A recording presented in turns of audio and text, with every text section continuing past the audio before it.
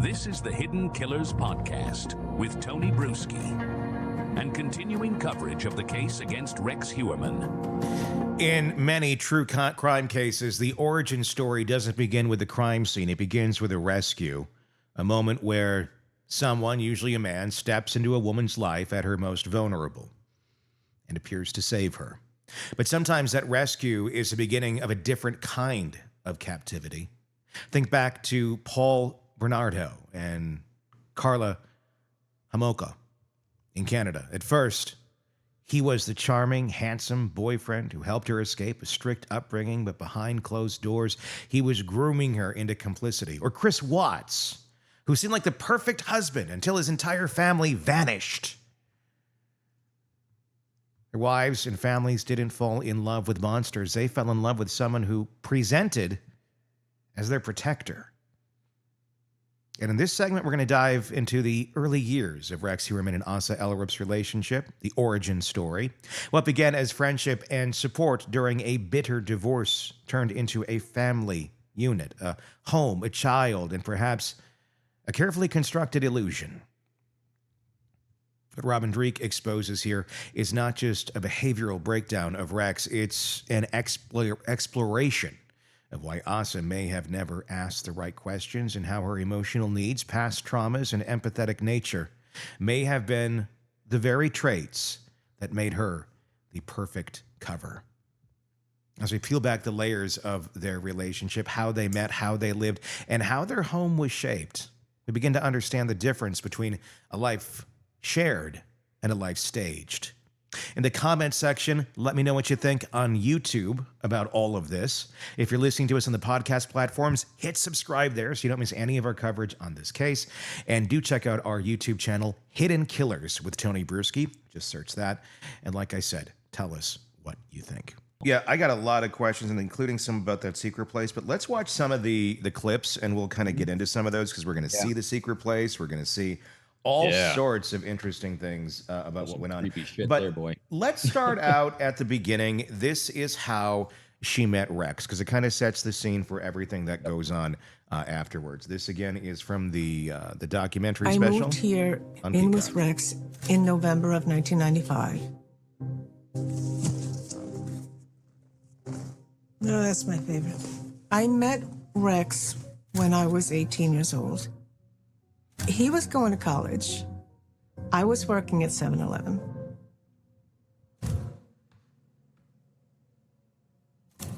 I was born in Iceland. My younger brother was adopted to an Icelandic family, and I was adopted to America. But because of that, I traveled a lot to Iceland with my family. And Rex, he traveled a lot. He went on archaeological digs.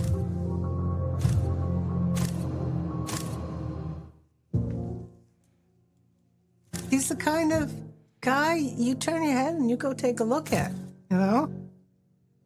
He was tall, handsome, debonair young man. I love tall, dark, and handsome. That's me. And at that time, I was madly in love with the man. There's no doubt about that. But then I met my first husband and got married. But things did not go well at all. After my son Christopher was born, my ex-husband became somebody completely different. I was in the process of getting a divorce. Christopher's father, he wasn't very nice about it. He said to me, there's no way in the world he was going to be okay with me being happy with somebody else. Rex was the kind of person that you could call, even if you just wanted to talk, and that's it. We were friends. Everybody needs a friend. So Rex came with me one time to go pick up my son. Rex was standing there, and he heard what he said. Rex then says, okay, I'm not worried. Let's get a lawyer. Let's take him to court. And then he paid for the lawyer to take him to court. So fast forward I got my divorce. There was no reason to hold back. You know what I mean?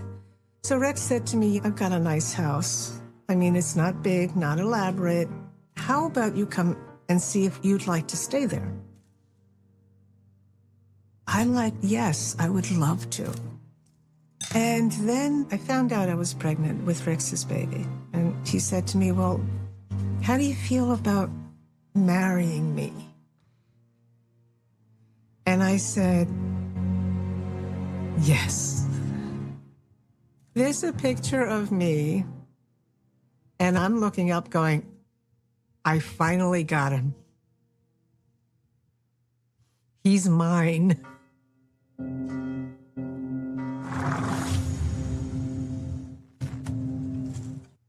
She still seems to have that same vigor about her of, he's mine. Everybody needs a friend, right?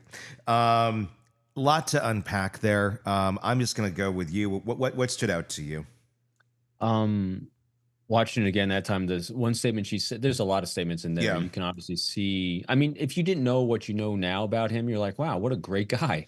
Yeah, I mean, they look like a normal, like if you look at what Yeah. they are today and you look at those pictures from 1995, it looks like pretty much any normal couple's wedding here's- family photos. It does. And here's something to kind of go to what I was saying about why he selected her. Again, was it a conscious choice because he wanted to use her to cover his horrible tracks?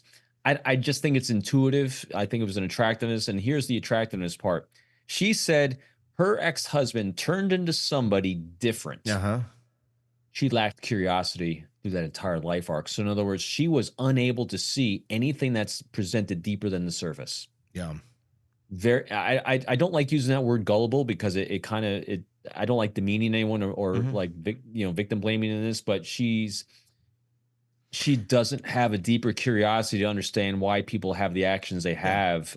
She takes people on their surface. I mean, it's a very endearing quality people have, but at the same time, it made her susceptible to predators. Yeah. And the first husband was a predator from at least took advantage of her, dumped her and left. Yeah. And she didn't see it coming, turned into a different person. And what happened the second time?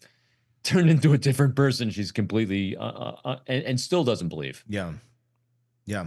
That's a big part of that. I was wondering about that because she was able to recognize bad behavior at one point in time, it seems. But nothing beyond it really much until Rex comes in and says, well, let's do something about this.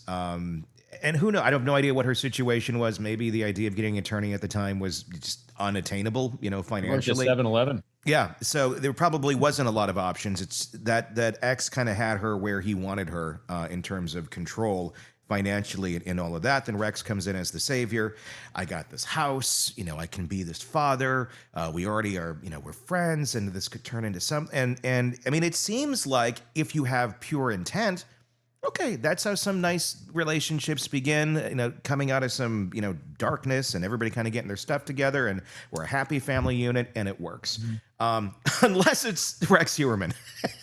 and he already allegedly has killed somebody 3 years prior to you meeting. So there's a lot in there. With the no curiosity, there's just so many questions. And she's also, in nursing, my daughter being a nurse too. Yeah. I mean, these are people that are also biologically geared for empathy and taking care of others, and that whole embracing aspect of it. A lot of nurses do nursing because they don't want to be doctors because it gets a little too clinical. They like being close to patients. Yeah. They like taking care of others. And that just emanates from her.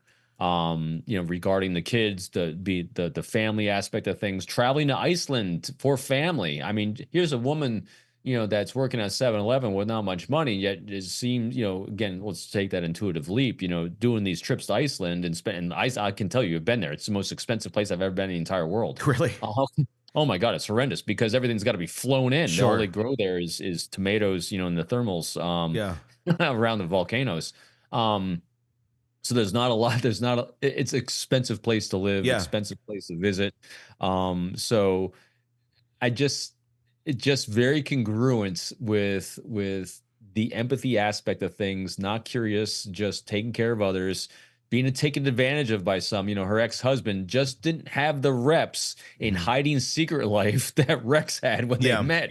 And so it was a great choice by him for what he wanted to do. What do you make of the archaeological digs? That's kind of an interesting it's kind of creepy, wasn't it? He's like, oh, where did this start from? I mean, he's got odd habits, doesn't he? He does. He's got some odd.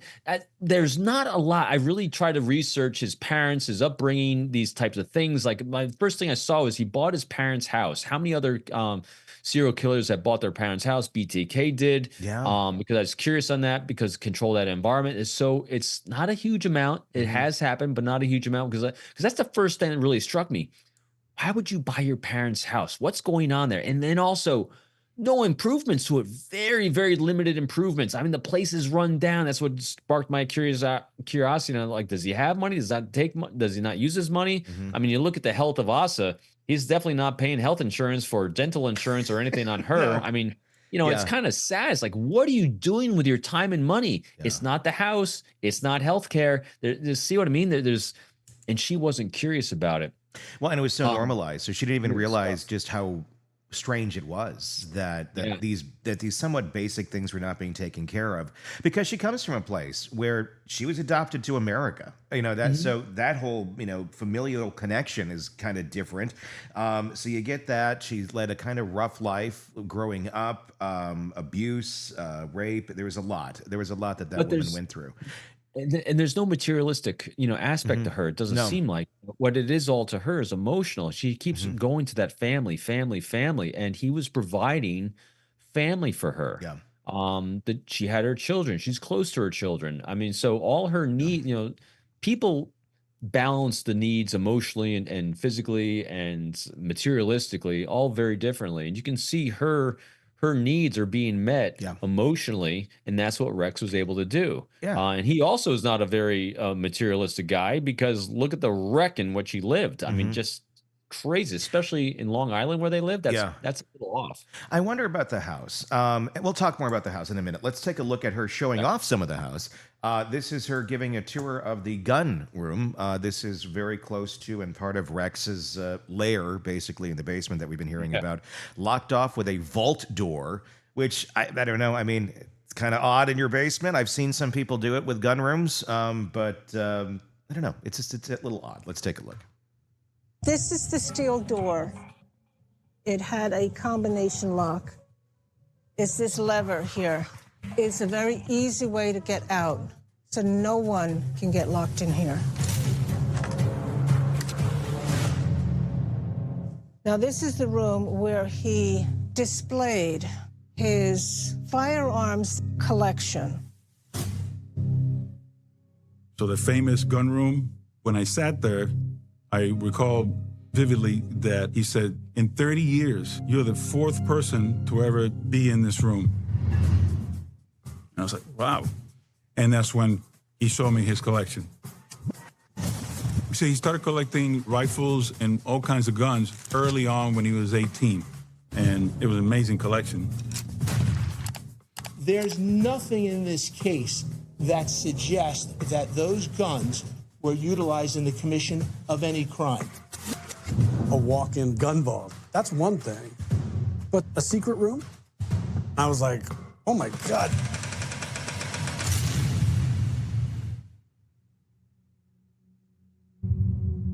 According to a colleague of Rex Heuermann's, he had a room specifically built in his basement that even his wife was not allowed to enter. That's the secret room everybody talks about. It's kind of a walk-in closet in the gun room that is actually right under the stairs. He didn't want anybody to have access to it, the secret room, so nobody would know, not because he was hiding anything, but because he wanted to secure a safe in there. And I actually didn't see what the inside of it actually looked like until after all this happened. I couldn't get in there myself. All completely normal behavior, right? Normalized, but Yeah, not normal. if that's what you grow up with, that's Yeah. normal behavior. And also, from what I understand too, it's also his childhood bedroom. Yes, and that's a point I want to get to on this because I think there's something to that, and also I think it plays into the why the house has never been updated, why it still looks like 1965 in that. Can't have contractors in there tearing shit apart. No, you can't. But I wonder if there's a level of him finding peace in the familiarity of childhood, because essentially if he goes back into that basement, which was his childhood bedroom, and it's his kind of like safe, happy place, it makes you wonder what was going on in childhood with Rex too. What was going on in that basement? Was there something going on in that basement, or were those like happy, pure times before he got into this dark road?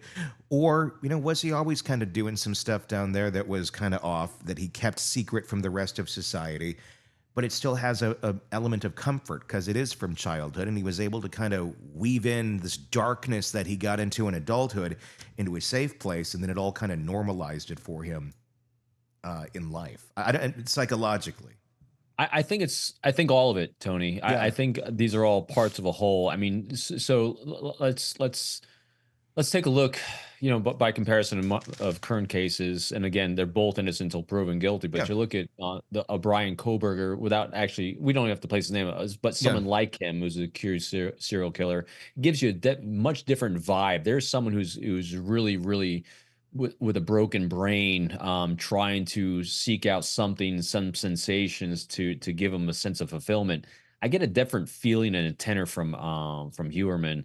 And I just get the feeling that these are half of these behaviors he's doing were learned behaviors. I don't necessarily think he was like born doing a lot of this weird shit that typically pure broken brain people do. Mm-hmm. I think half of it was learned. I think maybe coping mechanisms he was having, because from what I understand, he was bullied pretty decently growing up.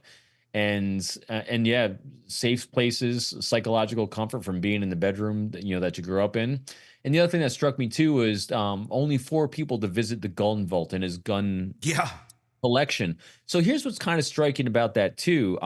Years ago, there's a good book that was put out. I can't remember the author's name, but the book is called Snoop. Mm-hmm. And what Snoop talks about is what our stuff says about us. In other words, things we have on display. Like, for example, behind me here, I have my books. I got my retired FBI creds. I have pictures of my kids. These things I have displayed for you, the world. I got my Marine Corps emblem here. I mean, they mean things to me, but these are things I project out to the world because they're what I want you to see as part of who I am to make a whole. And now here's the interesting thing. What he said was only 4 people have seen this gun vault. In other words, he didn't have this collection for his persona he's projecting to the world. This was his enjoyment for himself. Mm-hmm. That's a lot different than what people generally typically put out there. So he got his self-enjoyment from that gun collection. So that whole room and that whole complex and small downstairs, I call it a complex, but that whole small secret place downstairs was purely for his psychological comfort. No one else's. That was his secret place to feel good about himself. I want to read that book. Sam Gosling, by the way, is the author. Yeah, Sam Gosling, that's it. Yep. Of Snoop. That looks really interesting because I have all sorts of stuff around here. You can't see it on camera, but yeah, I mean, I'd be really curious to learn about that. I have all sorts of I have a lot of childhood stuff over here on the wall. I have in my childhood, I was working in radio. I have mic flags. I have all sorts of radio stuff. I have Ghostbuster stuff. I have things that my grandfather gave me. Like I have a bowling a Jim Beam bowling pin where the top comes off, and I remember him showing that to me as a child. I'm like, oh, this is so neat, a bowling pin. And it's actually when he was all part of the arc, Tony. That's why, one of the questions I asked you, together, working together, for everyone else listening, it's like, hey, what was that inspiration all those years ago that helped Tony be who he is today? Yeah. And that's all these things that we hold on to are part of that arc. The stuff tells a lot. Yeah. It does. Yeah. And then it's not just, it tells a lot, but it tells us what we want others to see too. So what you'll see in Gosling's book is that you look at if you go to someone's office, or like this is my home office, where are the angles? Are they angled for me? Or are they angled for you? Mm-hmm. And that tells you what someone's trying to project, or is it something they're using for themselves? And so it's really again, there's no right or wrong here. Yeah. It's just assessing part of understanding everyone. So all these things that Rex had was not about other people consuming what he had. It was all purely for him. Because this was not a show house. He didn't have what appears a show job. Yeah. Dollhouse, again, that dollhouse to me was really striking because he's a crafted, a gifted craftsman, a woodworker. He had habits and collections that I saw as really pretty different from what we've seen from others. So because again, one of the things I was also looking at is how was he able to placate himself in between kills? In between murders that he was using for his own gratification. I think that's why he had such extreme, what might, at least to me, seem more extreme collections and extreme hobbies, because he really needed that level in order to do that. The soliciting prostitutes, that's an extreme behavior. Stalking prostitutes, extreme behavior.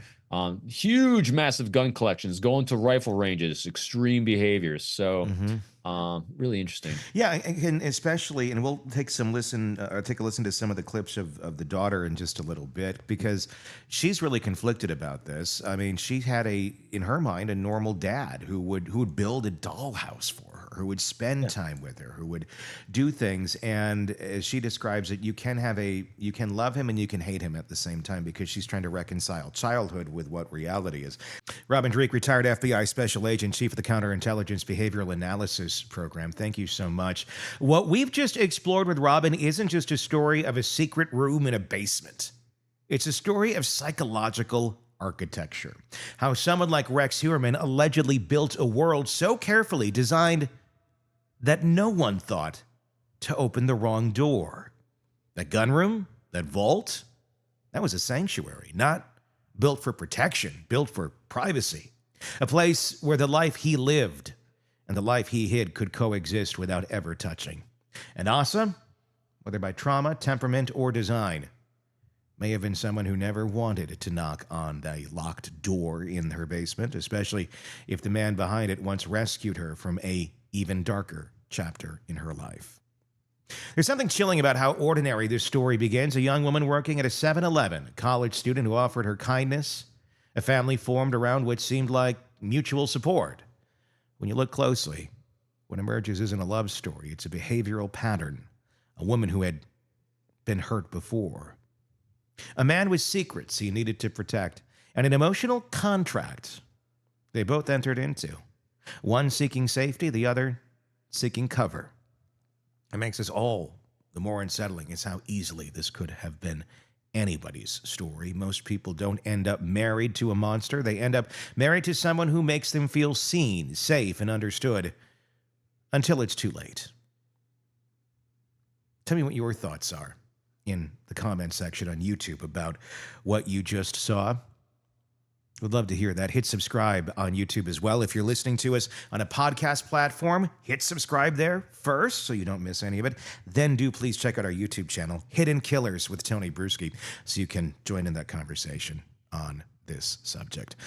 Until next time, I am Tony Brueski. Thank you for listening. Thank you for watching. We will talk again real soon. Want true crime coverage all day, every day? Press subscribe now to the Hidden Killers podcast and True Crime Today and get the latest cases delivered right to your feed.